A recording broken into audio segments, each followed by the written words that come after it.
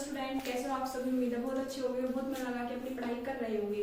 मैं प्रिया स्वागत करती हूँ आपका हमारे YouTube channel pre 10th classes में, जहाँ पर हम पढ़ रहे हैं साइंस, वो भी कौन सी क्लास की, 10th क्लास की। आज हम पढ़ने वाले हैं चैप्टर नंबर 2। मैंने इसका पहला चैप्टर पूरा करा दिया है, वो 9 पार्ट में हुआ है। पार्ट वाइज आपको वीडियो मिल जाएगी, आप उस चैप्टर को जरूर देखना, बहुत अच्छे से आपको समझ में आ जाएगा।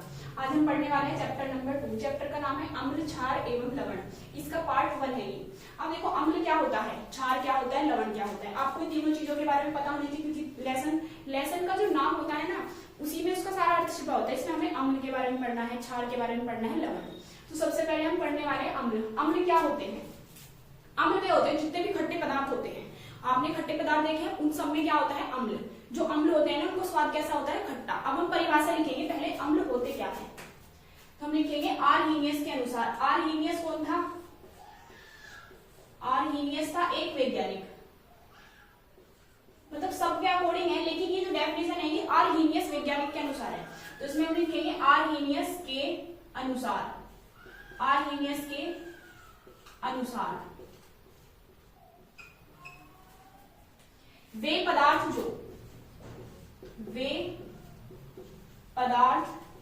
जो जलीय विलयन में क्या देते हैं, जलीय विलयन में H पॉजिटिव आयन, क्या पढ़ते हैं इसे, हाइड्रोजन आयन, या फिर H पॉजिटिव आयन देते हैं, अम्ल कहलाते हैं। क्या कहलाते हैं? अम्ल कहलाते हैं। कितनी सरल डेफिनेशन है, देखो याद करना है आपको। आर्हीनियस के अनुसार वे पदार्थ जो जलीय विलयन में H पॉजिटिव, मतलब जल है, जल के अंदर उसे हम घोलेंगे तो उसमें H पॉजिटिव आयन अगर वे देंगे तो क्या बनेगा हमारा, अम्ल। और क्षार क्या होते हैं? वे पदार्थ जो जलीय विलयन में OH निगेटिव आयन देते हैं। वो H पॉजिटिव नहीं देते, वो देते हैं OH निगेटिव, वो क्षार होते हैं। अम्ल पता चल गया। अब हम लिखेंगे अम्ल के उदाहरण। क्या लिखेंगे? अम्ल के उदाहरण, एग्जाम्पल। जैसे कि नंबर फर्स्ट अम्ल, जैसे कि आपने देखा होगा HCl, इसका नाम क्या है, हाइड्रोक्लोरिक अम्ल। जो मैं अम्ल आपको लिखवा रही हूँ, आपको याद कर लेना इनके नाम भी। इसको क्या पढ़ते हैं, हाइड्रोक्लोरिक अम्ल। हाइड्रोक्लोरिक अम्ल। नंबर 2 एक होता है हमारा HNO3, इसका नाम क्या होता है, नाइट्रिक अम्ल। इसका नाम है नाइट्रिक एसिड, सुना होगा ना आपने, एसिड अम्ल कोई बोलते हैं, नाइट्रिक एसिड मतलब नाइट्रिक अम्ल। नंबर 3 H2SO4, इसका नाम क्या है, सल्फ्यूरिक अम्ल। क्या है इसका नाम, सल्फ्यूरिक अम्ल। नंबर 4 एक याद रख लेना आपको, CH3COOH, ये है एसिटिक अम्ल। एसिटिक अम्ल। नींबू, संतरा, ये सब भी खट्टे पदार्थ, इन सब में भी अम्ल पाए जाते हैं। जैसे सिट्रिक अम्ल पाया जाता है नींबू में। इस तरीके से आप ये याद कर लेना। ये एसिटिक अम्ल क्या होता है, जो आपने देखा होगा गांव में होता है, सिरका होता है, उसमें पाया जाता है एसिटिक अम्ल। अम्ल हो गया, अम्ल के उदाहरण हो गए। अब हम लिखेंगे अम्ल के गुणधर्म। हेडिंग डालेंगे अम्ल के गुणधर्म।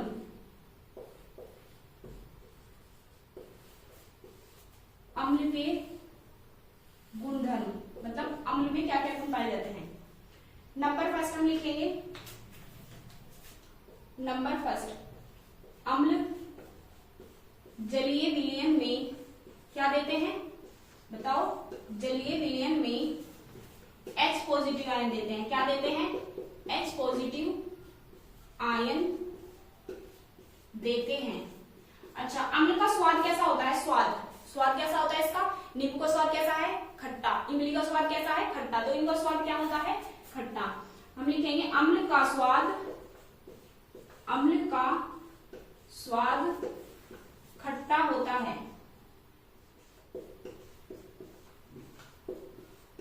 अम्ल का स्वाद खट्टा होता है। अब लिखेंगे हम तीसरा पॉइंट। तीसरे पॉइंट में क्या लिखेंगे हम, ये जलीय विलयन में H पॉजिटिव आयन देते हैं, इनका स्वाद खट्टा होता है। ये क्या होते हैं, देखो, एक होता है लिटमस पेपर। लिटमस पेपर होता है जैसे कि एक लाइकेन का पेड़ होता है, इससे जो प्राप्त होता है ना, वो एक लिटमस पेपर होता है। आपने देखा होगा स्कूल में, लैब में। तो ये लिटमस पेपर जो होता है ना, ये देता है लाल, अम्ल जो है। तो इसमें लिखेंगे हम अम्ल नीले लिटमस पत्र को, नीला लिटमस पत्र को लाल कर देगा, नीले लिटमस पत्र को लाल कर देता है। क्या कर देता है? अम्ल नीले लिटमस को लाल कर देता है। नंबर 4, अम्ल नीले लिटमस को लाल कर देता है।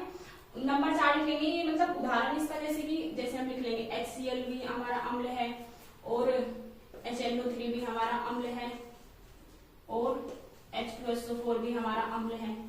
ये होंगे इसके उदाहरण।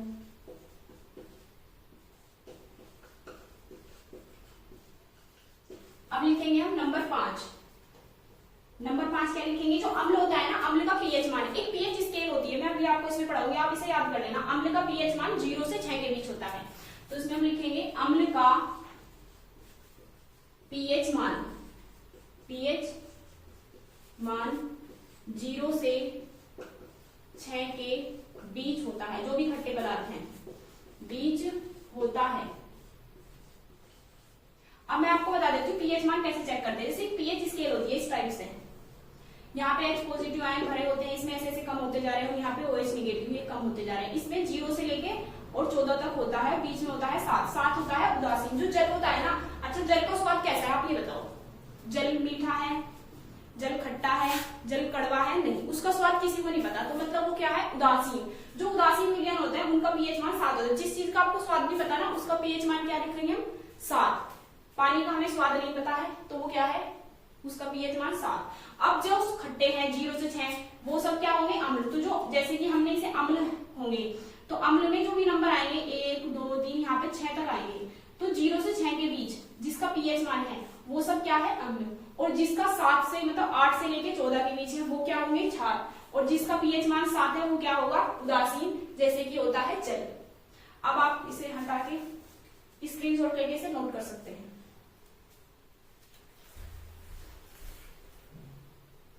अब हम आगे पढ़ने वाले हैं उनके बाद क्षार। क्षार क्या होता है देखो, इसमें ये मैंने वहीं से लिख दिया है वर्ड लाइन। आर्हीनियस के अनुसार वे पदार्थ जो जलीय विलयन में क्या देते हैं? OH negative ion. देखो क्षार या फिर भस्म, दो नाम है इसकी, भस्म भी आए तो भी आपको ये करना है।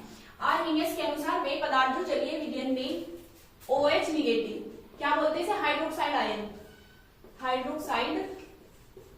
हाइड्रोक्साइड आयन देते हैं, आयन देते हैं, क्षार कहलाते हैं, क्षार कहलाते हैं। और ये स्पर्श में क्या होता है? चिकने। जो साबुन होता है ना, साबुन में क्या पाया जाता है? क्षार। वो स्पर्श में क्या होता है? चिकना। अब हम लिखेंगे इसका उदाहरण। क्षार के उदाहरण क्या है? जैसे कि नंबर फर्स्ट हम लिखेंगे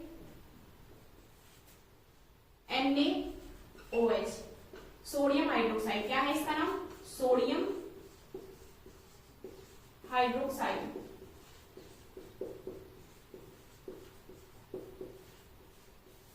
नंबर 2 KOH। KOH को क्या बोलते हैं? Potassium hydroxide. क्या है इसका नाम? Potassium hydroxide.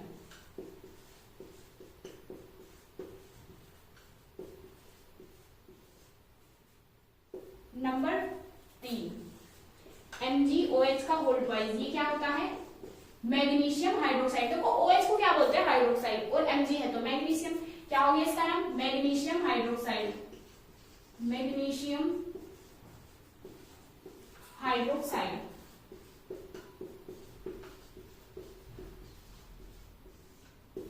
नंबर 4 है CaOH का होल्ड वाइज। इसका नाम क्या है? Calcium hydroxide. कैल्शियम है तो Ca और OH है तो हाइड्रोक्साइड। इसका नाम हो गया कैल्शियम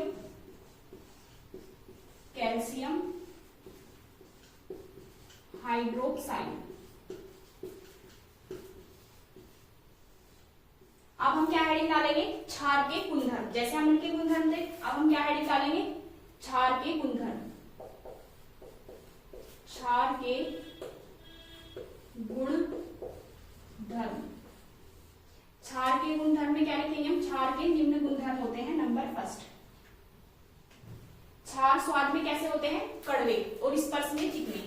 हम लिखेंगे क्षार स्पर्श में चिकने। जब उन्हें छूते हैं तो क्या होते हैं? चिकने होते हैं, साबुन की तरह। स्पर्श में साबुन की तरह चिकने, साबुन की तरह चिकने, तथा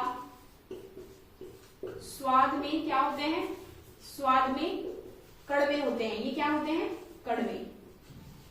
साबुन कड़वी होती है ना, कड़वे होते हैं। उस साबुन में क्षार पाया जाता है, कड़वे होते हैं। नंबर 2, ये जलीय विलयन में क्या देते हैं? OH negative ion. ये जलीय विलयन में OH निगेटिव आयन देते हैं, OH निगेटिव आयन देते हैं। अब लिखेंगे नंबर तीसरा पॉइंट। तीसरे पॉइंट में क्या लिखेंगे? इसके उदाहरण। हाँ, ये लाल लिटमस पत्र को नीला कर देते हैं। जो लाल लिटमस पत्र होगा ना, जैसे कि टेस्ट ट्यूब में हमारा क्षार भरा हुआ है, क्या भरा हुआ है? इसके अंदर क्षार भरा हुआ है। इसके अंदर हमने एक लिटमस पत्र डाला। क्या डाला? लिटमस पत्र। वो कैसे रंग का था? लाल रंग का था। जब भी उसमें डूब गया ना, तो इसका रंग कैसा हो जाता है? नीला, अगर ये क्षार है। और हमने इसमें लिटमस पत्र डुबोया और वो हमारा इसमें अम्ल भरा हुआ था, वो लिटमस पत्र था नीला, तो वो नीलो क्या कर देगा? लाल। तो इसका रंग चेंज हो जाएगा। पहले इसका रंग लाल था, यहाँ से मतलब लाल कलर, तो ये तुरंत नीला कर देगा। कौन बना? क्षार। तो हम क्या लिखेंगे? यह लाल लिटमस पत्र को, लिटमस पत्र को नीला कर देते हैं। नंबर 4, इनका पीएच मान किसके बीच होता है? 8 से 14 के बीच होता है। इनका पीएच मान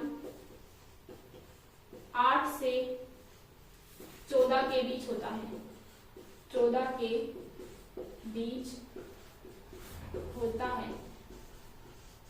नंबर 5 में लिखेंगे हम इसके उदाहरण, जैसे कि KOH, NaOH आदि क्षार के उदाहरण है, या आदि क्षार है, एक उदाहरण है।